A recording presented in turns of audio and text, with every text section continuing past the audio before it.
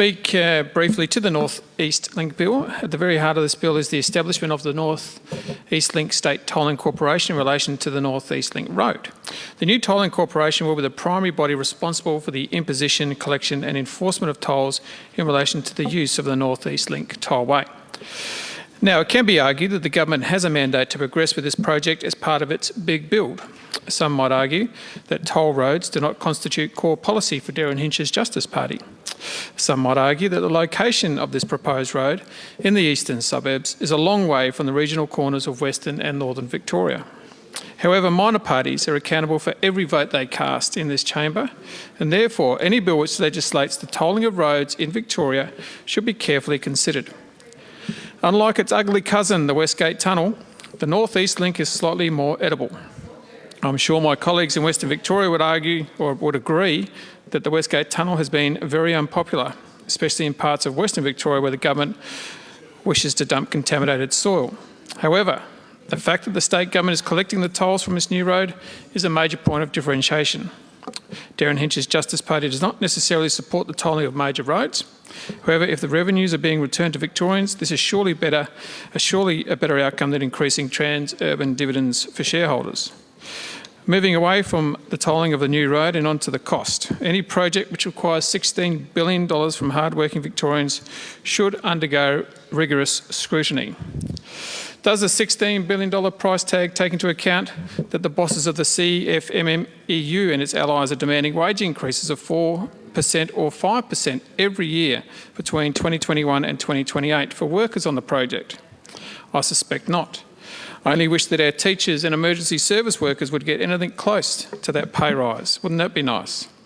Does the $16 billion price tag take into account potential cost blowouts due to the construction delays and pending legal challenges? I suspect not. All of these credible questions remain unanswered at the same time that Victoria is mitigating her health and economic crisis. Then there is the issue of China. In October last year, Premier Daniel Andrews signed a memorandum of understanding with China on its Belt and Roads initiative. Let me make this clear. Derryn Hinch's Justice Party is not anti-foreign investment or anti-China. Australia's economic growth is contingent on China's success. We have all been beneficiaries of trade with countries around the globe, but when Victorians are being shortchanged, it's up to all of us in this chamber to speak up.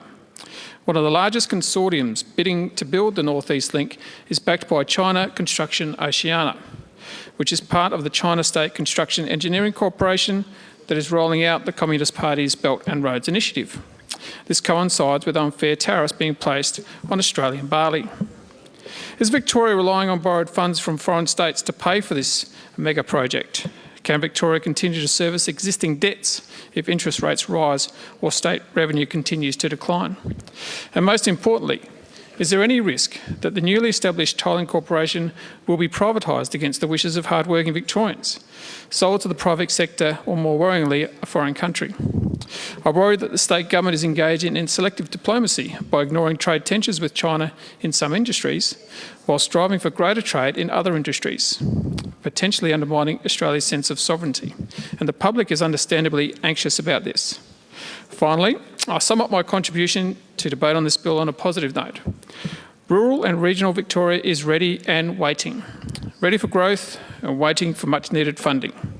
From the construction of a new art gallery in Hamilton to the completion of the Murray Basin Rail Project, Country Victoria has hundreds of shovel-ready projects.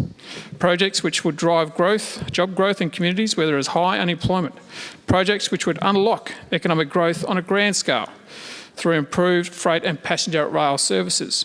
Project which actually have public support. The North East Link is arguably needed. It is a project which responds to the immeasurable population growth in the eastern suburbs of Melbourne, but I'm concerned that this project is not currently in the best interests of Victorians. I call on the government to reconsider funding arrangements for the project and, while doing so, invest in communities across Western and Northern Victoria.